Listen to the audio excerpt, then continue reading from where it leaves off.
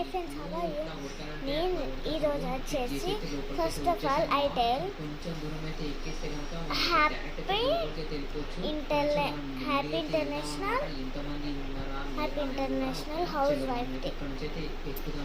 ఈరోజు వచ్చేసి మన మదర్స్ ఉంటుంది కదా, మన మదర్స్ మనకి ఎంత హెల్ప్ చేస్తుంటారు, అది ఈరోజు సెలబ్రేట్ చేసుకుంటాం. ఈరోజు ఎంత మంచి రోజు అంటే, ఈరోజు నేను కంపల్స్ కొనుక్కున్నా. ఈరోజు అట్లాగే హ్యాపీగా కూడా ఉన్నాను. Okay, bye.